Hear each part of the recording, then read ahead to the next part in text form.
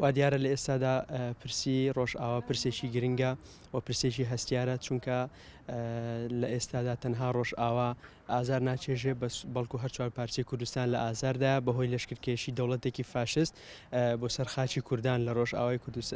لە ڕۆژئاوای کوردستان بۆ ئەمە بەستەش و لە پای هەستکردنمان بە بەرپرسیارەتی وەکو نوێنەرایەتی گشتی خوێندکارانی زانکۆی ڕاپەڕین بە هاوکاری سەرۆکایەتی زانکۆ و ڕاگرایەتی کۆلێژەکان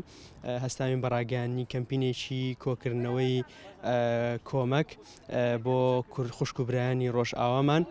بۆ کوردانی ڕۆژئاوامان لە زانکۆی ڕاپەڕین کەمپینەکەمان لەژێر دروشمی ڕێگەنادەین ڕۆژئاوا بکەوێت کە بۆ ماوەی هەفتەیەک بەردەوام دەبێت ڕۆژانە لە کاتژمێر 8:30 تاکو 12 نیوەڕۆ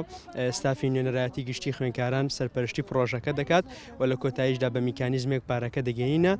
ڕۆژئاوا. هاوکات پێم خۆشە ئاماژە بە خاڵێکی دیکەی گرنگ بدەم ئەویش ئەوەیە لە پاڵ ڕاگەیاندنی کۆمەکی پارە بۆ کوردان و خوشکوبرایانی ڕۆژئاوامان چالاژیشی مەدەنیشمان هەیە ئەویش ئەوەیە کە خوێندکارانی زانکۆ ئاگادار دەکەینەوە لە بایکۆتکردنی کاڵا تورکیەکان